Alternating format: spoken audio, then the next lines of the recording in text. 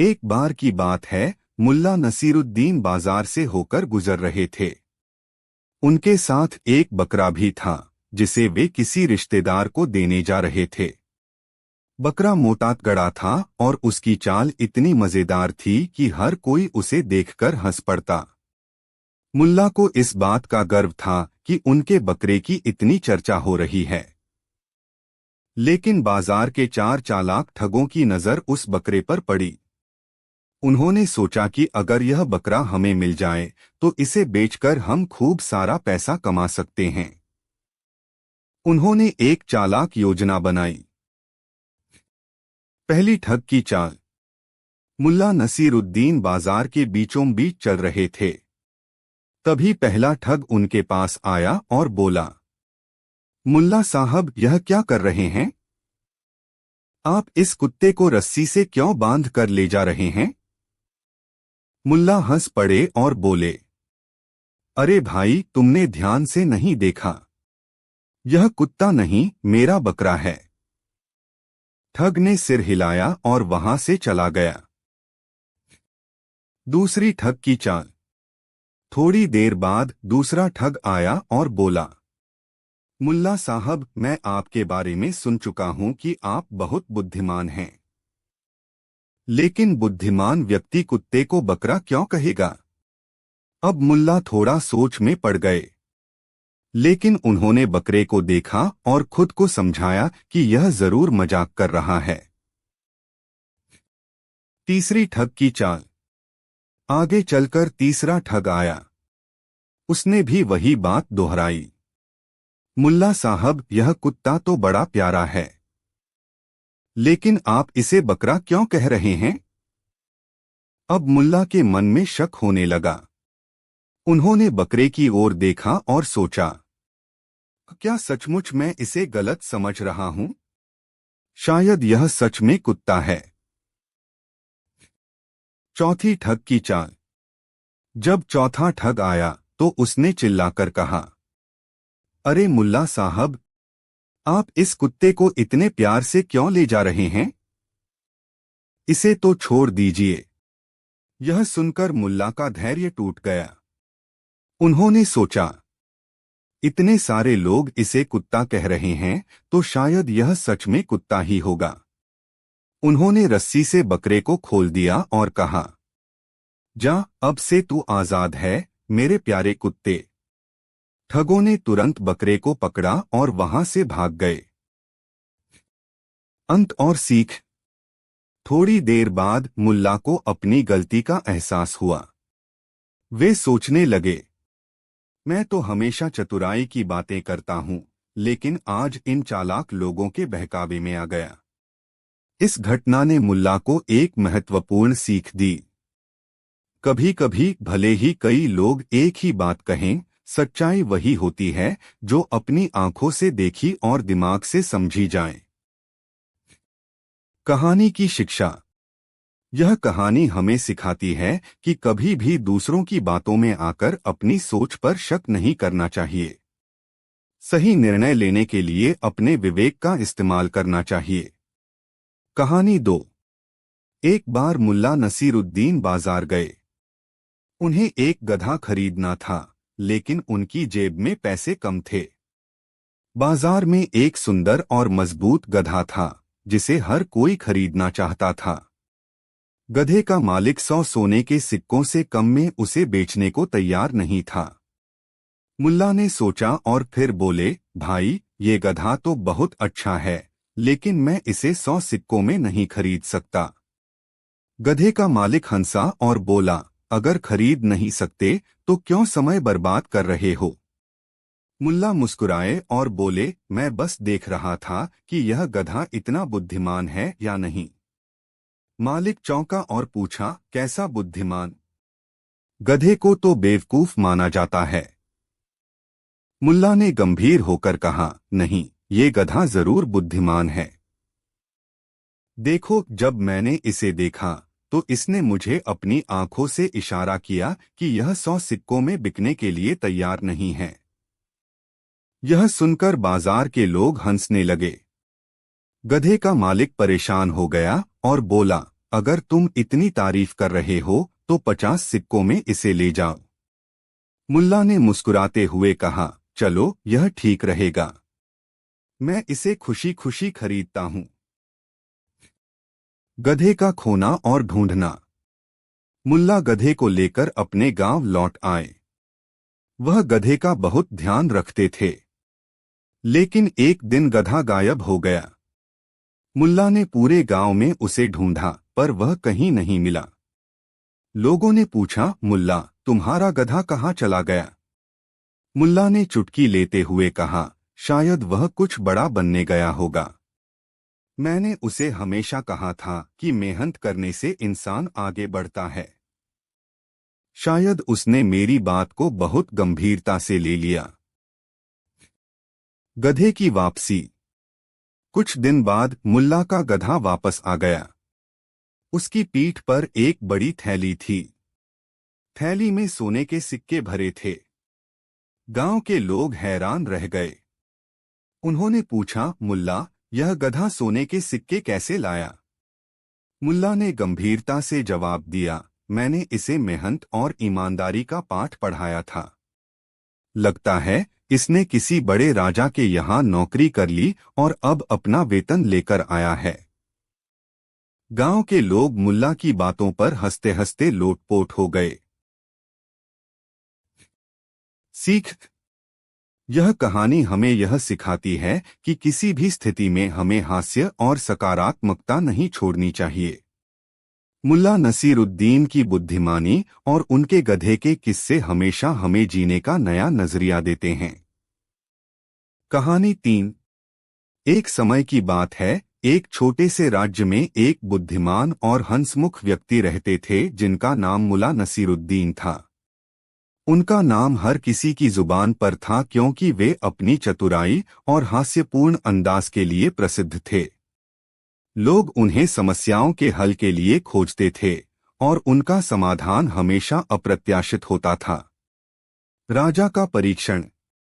एक दिन राज्य के बादशाह ने सोचा कि मुल्ला नसीरुद्दीन की चतुराई को परखने का सही समय आ गया है। उन्होंने नसीरुद्दीन को दरबार में बुलवाया और कहा, नसीरुद्दीन मैं तुम्हें 3 सवाल पूछूंगा और यदि तुम सभी का सही जवाब दे सको तो मैं तुम्हें बड़ा इनाम दूंगा। नसीरुद्दीन ने हंसी के साथ उत्तर दिया, महाराज मैं तैयार हूँ, लेकिन आपके सवालों के लिए मैंने पहले से ही जवाब तैयार नहीं किए हैं। राजा मुस्कुराए और अपने पहले सवाल की ओर बढ़े। पहला सवाल, बादशाह नसीरुद्दीन बताओ दुनिया का सबसे मूल्यवान चीज क्या है?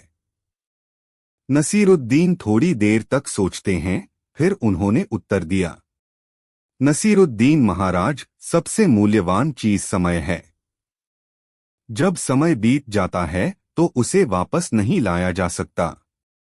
धन, प्रसिद्धि और सभी वस्तुएं एक दिन खत्म हो सकती हैं, लेकिन समय का सही उपयोग करना सबसे बड़ी संपत्ति है। राजा ने उनकी बात पर विचार किया और कहा, सही जवाब। दूसरा सवाल, बादशाह अच्छा अब बताओ सबसे बड़ा डर क्या है?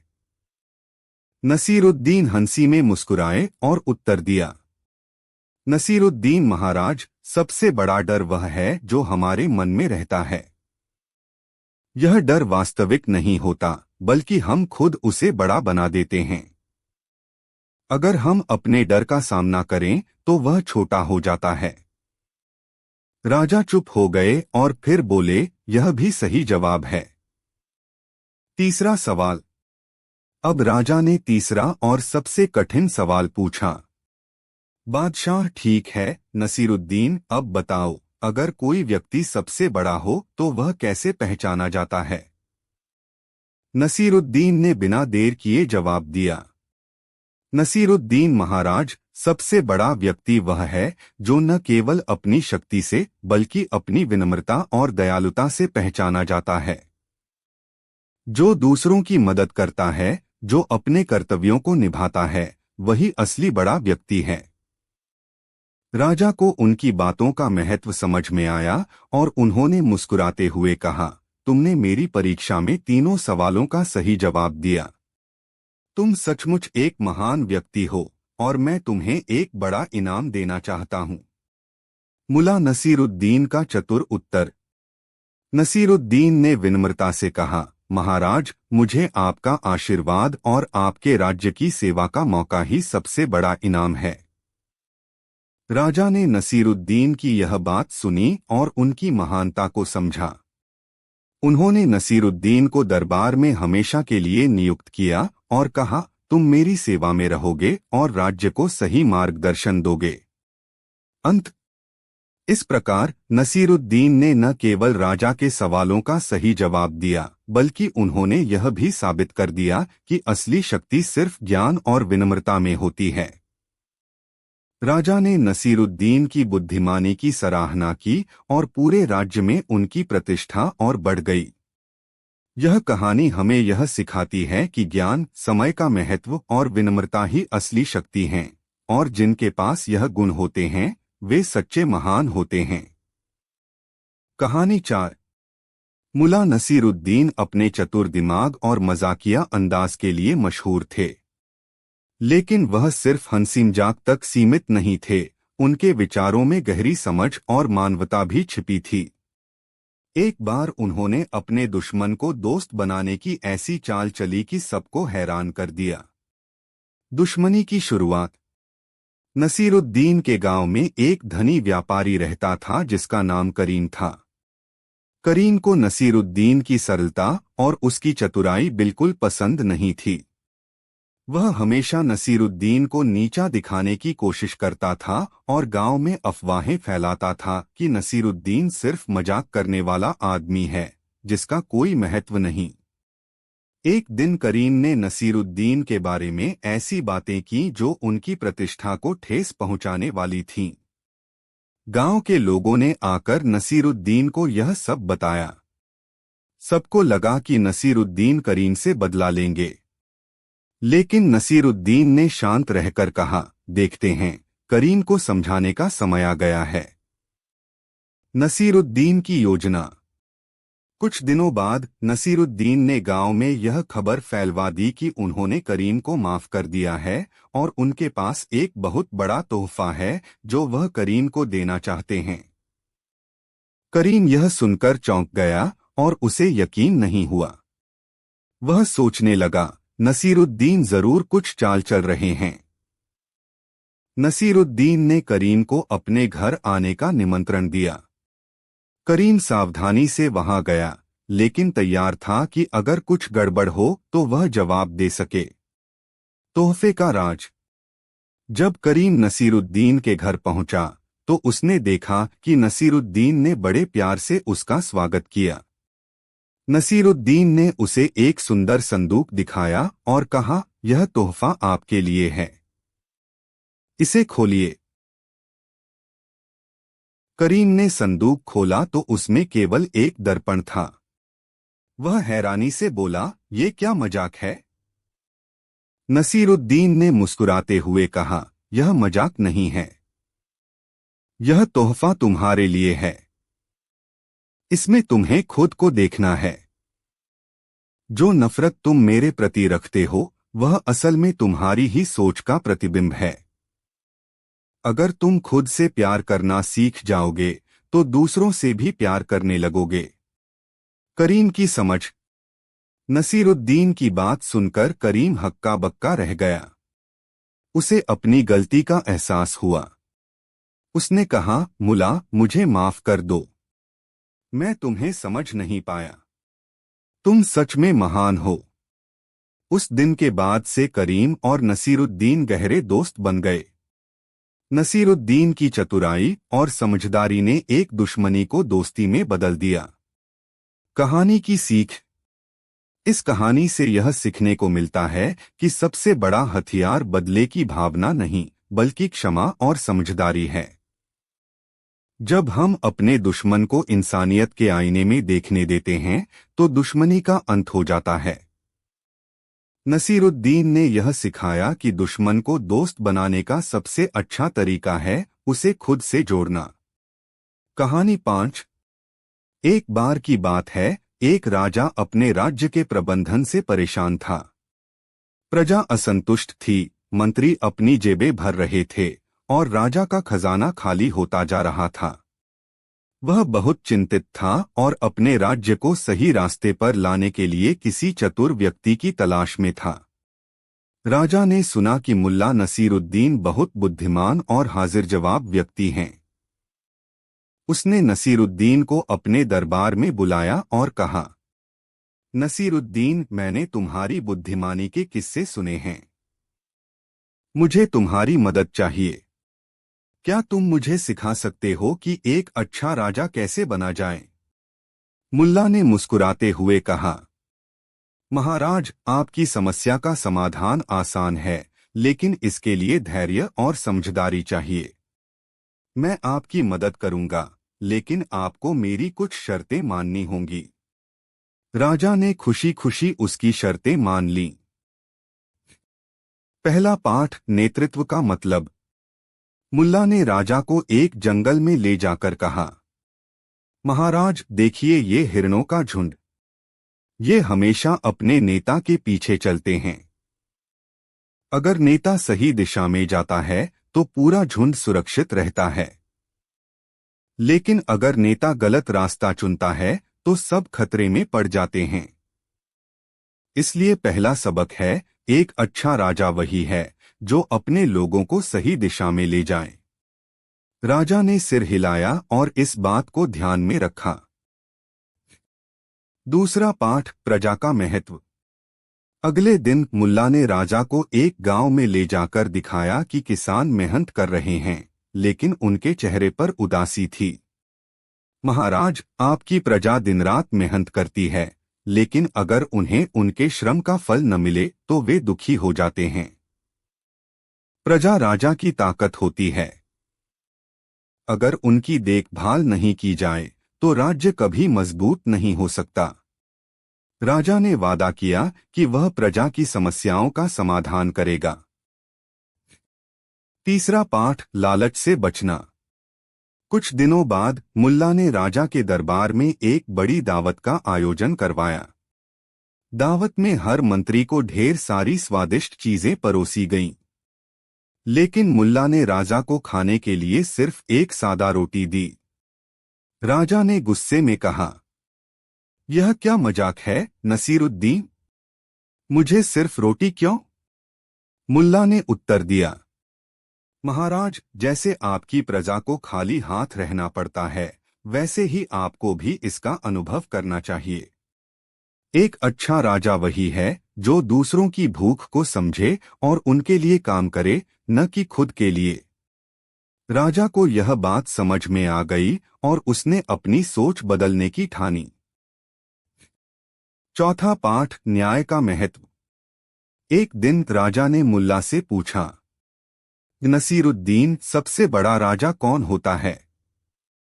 मुल्ला ने उत्तर दिया, सबसे बड़ा राजा वही है जो न्याय करता है। न्याय का मतलब सिर्फ सजा देना नहीं है, बल्कि यह सुनिश्चित करना है कि हर व्यक्ति को उसका हक मिले। मुल्ला ने राजा को यह भी सिखाया कि न्याय में दया और समझदारी का होना बहुत जरूरी है। राजा का बदला।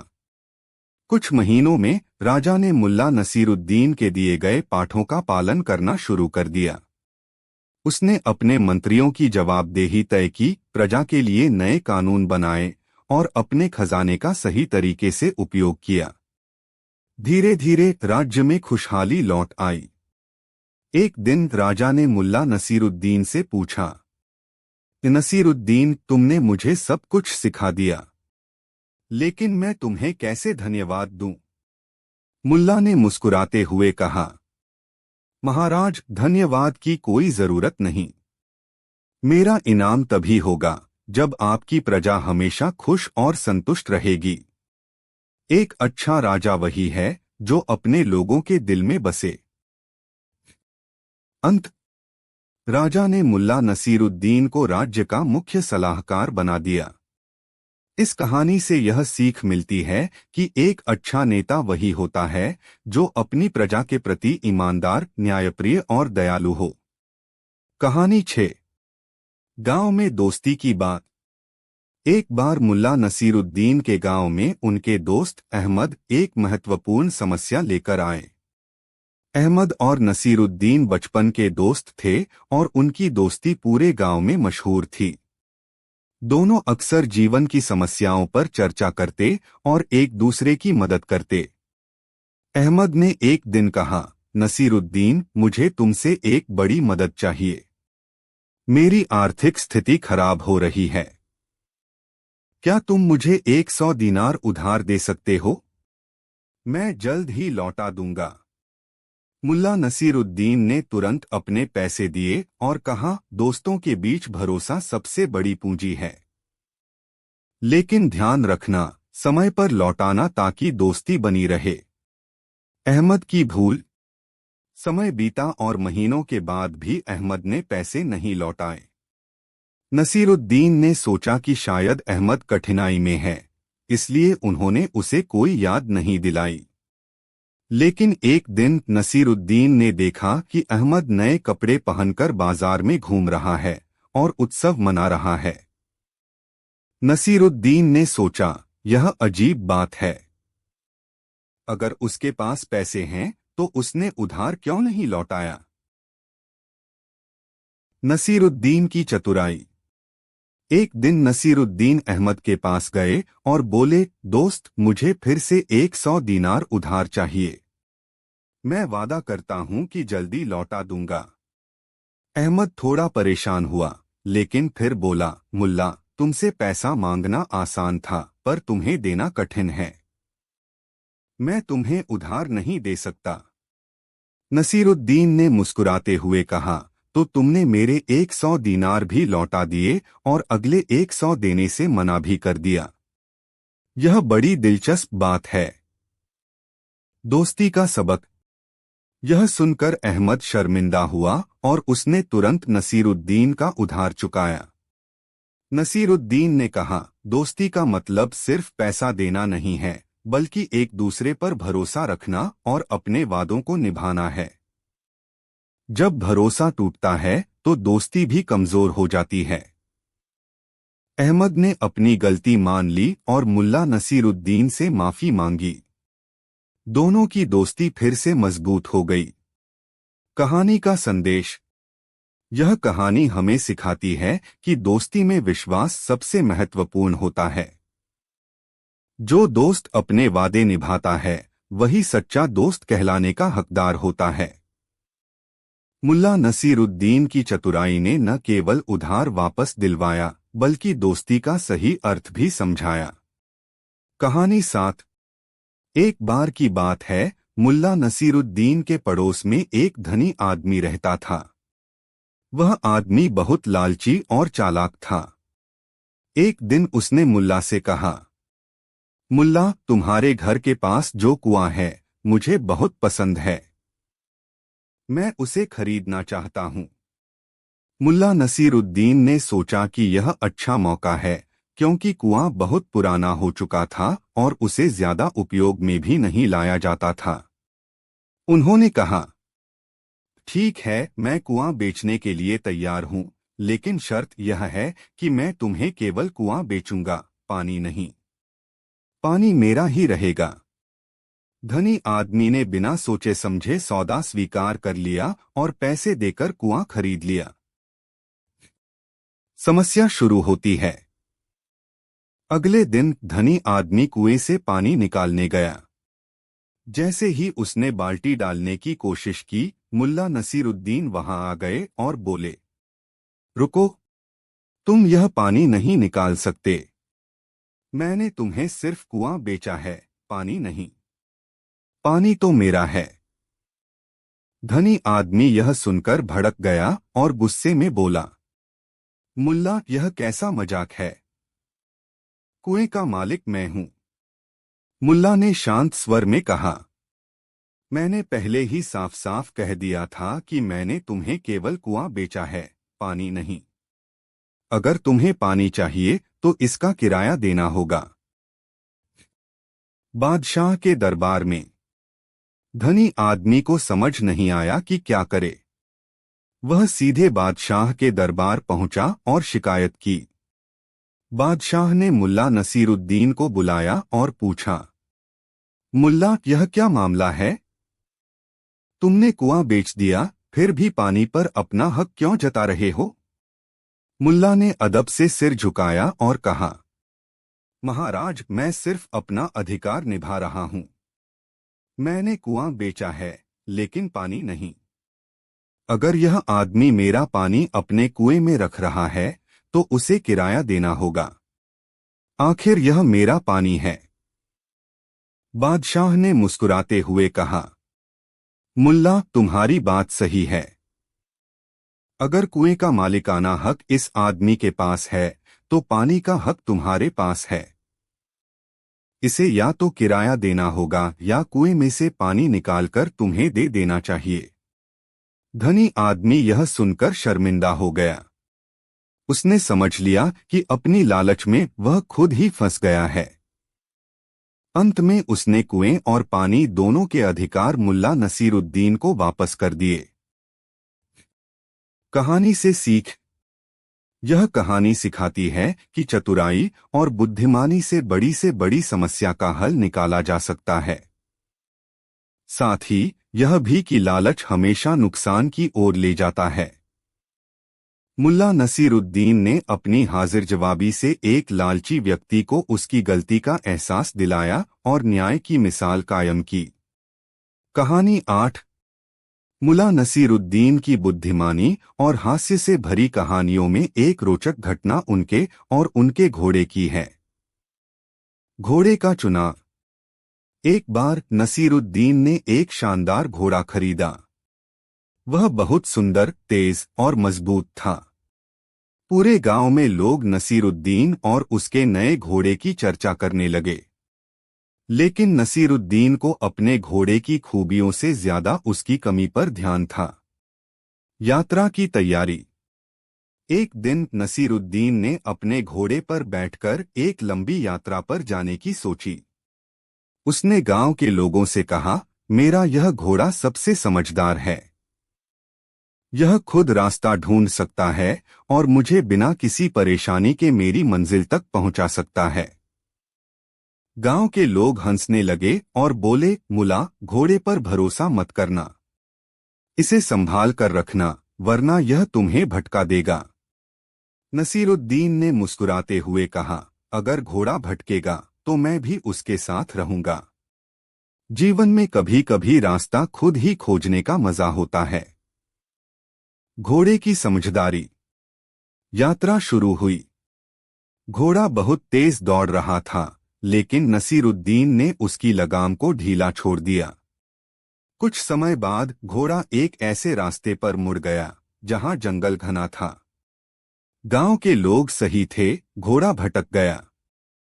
नसीरुद्दीन ने अपने घोड़े से कहा, अगर तुम रास्ता जानते हो तो मुझे दिखाओ। अगर नहीं जानते तो मुझसे पूछ लो। लेकिन घोड़ा तो घोड़ा ही था। वह जिधर मन हुआ उधर दौड़ता रहा। थोड़ी देर में दोनों एक बड़ी नदी के पास पहुंच गए। समझदारी और हंसी। नसीरुद्दीन घोड़े से उतरकर बोला, तुमने सही किया। अब मुझे नहाने का मौका मिलेगा। लेकिन तुम समझ लो कि बिना योजना के आगे बढ़ने का यही परिणाम होता है। नसीरुद्दीन ने नदी में नहाया, फिर घोड़े को पानी पिलाया। इसके बाद उसने खुद घोड़े की लगाम संभाली और सही रास्ते पर चलने लगा। गांव लौटने पर जब वह वापस गांव पहुंचा तो लोगों ने पूछा, मुल्ला, तुम्हारा समझदार घोड़ा तुम्हें कहाँ ले गया? नसीरुद्दीन ने मुस्कुराते हुए कहा, यह घोड़ा समझदार है, लेकिन इसे भी कभी कभी मार्गदर्शन की जरूरत होती है। इसे जो सिखाया जाएगा वह वही करेगा। जीवन में हर कोई सीख सकता है, चाहे वह इंसान हो या जानवर। निष्कर्ष। इस कहानी से पता चलता है कि भरोसा जरूरी है, लेकिन बिना समझ के अंधविश्वास नहीं। अपनी जिम्मेदारियों को खुद निभाना और दूसरों को सही दिशा दिखाना सबसे बड़ी समझदारी है। मुल्ला नसीरुद्दीन ने अपनी चतुराई और हंसी के साथ यह शिक्षा गांव वालों को दी और उनकी इस कहानी को सभी ने बड़े चाव से सुना। कहानी 9। एक बार की बात है, नसीरुद्दीन अपने गांव के पास एक छोटे से घर में रहते थे। एक रात गांव में चोरी की घटना हुई। लोग परेशान थे और हर किसी के घर में डर था। चोर ने कई घरों में घुसकर सामान चुराया था और अब कोई भी सुरक्षित नहीं था। अगले दिन गांव के बुजुर्गों ने नसीरुद्दीन को बुलाया, क्योंकि वह हमेशा अपनी चतुराई और बुद्धिमानी से समस्या का समाधान करते थे। चोर का पूछताछ। गांव वाले, मुला नसीरुद्दीन, हमें आपकी मदद चाहिए। चोरों ने हमारे घरों में चोरी कर ली है। हम उसे पकड़ नहीं पा रहे हैं। क्या आप हमें कोई उपाय बता सकते हैं? नसीरुद्दीन ने थोड़ी देर सोचा और फिर मुस्कुराते हुए कहा, मैं चोर को पकड़ने के लिए एक उपाय जानता हूं, लेकिन मुझे आपकी मदद चाहिए। गांव वाले थोड़े हैरान हुए, कैसा उपाय? नसीरुद्दीन ने कहा, आज रात मैं जंगल में अकेले जाऊंगा। आप सभी लोग घरों में सोइए। चोर मुझे ढूंढने की कोशिश करेगा और तब मैं उसे पकड़ लूंगा। गांव वाले थोड़े चकित हुए, लेकिन क्योंकि वे जानते थे कि नसीरुद्दीन के पास अक्सर अच्छे विचार होते थे, उन्होंने उसकी बात मानी और उसे अकेला जंगल जाने दिया। नसीरुद्दीन का जाल। रात हुई और नसीरुद्दीन ने अपने सारे पैसे और चुराए गए सामान को अपने झोले में डाला। वह जंगल में एक पुराने पेड़ के नीचे बैठ गया। वह चुपचाप बैठा रहा और कुछ ही समय में एक चोर ने उसे देखा और धीरे धीरे उसके पास पहुंचने लगा। चोर ने सोचा, यह आदमी अकेला है और उसके पास कुछ माल हो सकता है। चोर ने उसके पास जाकर कहा, तुम अकेले यहाँ क्या कर रहे हो? नसीरुद्दीन ने चुपचाप उसे देखा और मुस्कुराते हुए कहा, मैं वही आदमी हूँ जिसने तुम्हारे द्वारा चुराए गए सभी सामानों को इकट्ठा किया है। अब तुम अपना सामान ले जाओ, लेकिन याद रखो, यह सब तुम्हारा नहीं है, तुम्हें इसे वापस करना होगा। चोर चौंका और डरते हुए बोला, तुम क्या कह रहे हो? तुम यह सब जानते हो? नसीरुद्दीन ने कहा, हाँ, मैंने चोरों के बारे में सुना है। इसलिए मैंने रात को यहाँ बैठकर तुम्हें अपने पास बुलाया।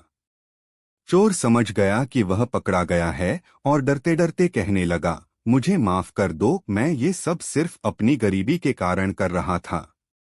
चोर को सिखाना। नसीरुद्दीन ने चोर को समझाया, तुम्हें चोरी करने की बजाय मेहनत करनी चाहिए। जो कुछ भी तुमने चुराया है वह तुम्हारा नहीं है। तुम अब इसका सही रास्ते से इस्तेमाल करो और कभी गलत रास्ते पर मत चलना। चोर नसीरुद्दीन की बातों को समझने लगा और उसने अपना सारा चुराया हुआ सामान वापस करने का वादा किया। परिणाम। अगली सुबह नसीरुद्दीन और चोर गांव वापस लौटे। चोर ने सारे चुराए हुए सामान गांव वालों को लौटा दिए और नसीरुद्दीन ने उसे सुधारने के लिए मदद की। गांव वाले नसीरुद्दीन की बुद्धिमानी को देखकर हैरान रह गए और उन्होंने उसे धन्यवाद दिया। चोर ने अपनी गलती स्वीकार की और अब वह मेहनत करने का निर्णय लिया। अंत। इस कहानी से यह सीखने को मिलता है कि नसीरुद्दीन की चतुराई केवल समस्याओं को हल करने में ही नहीं, बल्कि दूसरों को सही रास्ते पर लाने में भी मदद करती है। नसीरुद्दीन ने चोर को सिखाया कि किसी भी मुश्किल समय में सही रास्ते का चयन करना सबसे महत्वपूर्ण होता है, और यह किसी भी प्रकार के गलत काम से बेहतर है। कहानी 10। एक बार की बात है, मुला नसीरुद्दीन एक छोटे से गांव में रहते थे। गांव में ईद का त्योहार नजदीक था और सभी लोग इस खास दिन के लिए तैयार हो रहे थे। गांव के बच्चे खुश थे, महिलाएं पकवान बना रही थीं और लोग एक दूसरे को शुभकामनाएं देने के लिए जुट रहे थे। नसीरुद्दीन भी इस मौके पर खुश थे, लेकिन उनकी खुशी कुछ अलग थी। वह अपने लिए कुछ खास सोचे हुए थे। नसीरुद्दीन का योजना। ईद के दिन नसीरुद्दीन ने सोचा, आज मैं कुछ ऐसा करूंगा कि सब लोग मुझसे बहुत प्रभावित हों। उन्होंने अपना सबसे अच्छा कपड़ा पहना और बाजार में चल पड़े। रास्ते में उनका सामना बादशाह से हुआ, जो भी ईद की खुशी में बाहर घूम रहे थे। बादशाह, नसीरुद्दीन, तुम बड़े खुश लग रहे हो। क्या तुमने ईद के लिए कुछ खास किया है? नसीरुद्दीन, महाराज, मैंने ईद के दिन के लिए एक बहुत खास योजना बनाई है। मैं आज सबसे बड़ा दान देने जा रहा हूँ। बादशाह हैरान होकर बोले, क्या सचमुच? तो फिर तुम्हारे पास इतना धन कहाँ से आया? नसीरुद्दीन, धन की कोई बात नहीं महाराज, मेरी योजना और दान तो कुछ और ही है। नसीरुद्दीन की योजना। नसीरुद्दीन ने गांव के बच्चों को इकट्ठा किया और सबको ईद की मिठाइयां बांटने के बजाय वह एक खेल खेलने का विचार लेकर आए। उन्होंने बच्चों से कहा कि आज हम सब मिलकर ईद के दिन एक महान कार्य करेंगे। हम सभी अपने दिलों से एक दूसरे को दुआ देंगे और किसी को भी दुख नहीं होगा। बच्चों ने उनके कहे अनुसार सभी को मिठाइयां बांटीं और एक दूसरे को अच्छे विचार दिए। नसीरुद्दीन ने बादशाह से भी कहा, महाराज, यह ईद का असली आनंद है। हम सभी एक दूसरे के दिलों में अच्छाई फैलाएं और इस दिन का असली मतलब समझें। बादशाह की समझ। बादशाह ने नसीरुद्दीन की बातों पर ध्यान दिया और सोचा, आज हम ईद के त्योहार को सच्चे रूप में मनाने का सही तरीका समझ रहे हैं। सिर्फ पैसा और भोजन नहीं, बल्कि प्यार और अच्छे विचार ही इस दिन को विशेष बनाते हैं। बादशाह ने नसीरुद्दीन से कहा, नसीरुद्दीन, तुमने सच्ची दान की परिभाषा समझाई। तुम्हारी बुद्धिमानी के कारण मैं आज से अपने राज्य में ईद को और भी सरल और सच्चे रूप में मनाने का वादा करता हूँ। नसीरुद्दीन का दान। ईद के दिन नसीरुद्दीन ने सभी को यह सिखाया कि असली दान सिर्फ धन से नहीं होता, बल्कि दिलों में अच्छाई फैलाने से होता है। उन्होंने हर किसी से यह अपील की कि इस दिन को सिर्फ आनंद लेने के रूप में न देखें, बल्कि इसे एक दूसरे की मदद करने, अच्छे विचार फैलाने और एक दूसरे से प्यार करने के रूप में मनाएं। इस दिन के बाद गांव में हर किसी ने नसीरुद्दीन की बातों को ध्यान में रखा और इस तरह से ईद एक नई तरह से मनाई जाने लगी, जहां सिर्फ खुशी और प्यार का आदान प्रदान हुआ। नसीरुद्दीन का दान और उनकी सोच ने सभी को यह एहसास दिलाया कि सच्ची खुशी और सफलता केवल अच्छे कर्मों में ही होती है। अंत।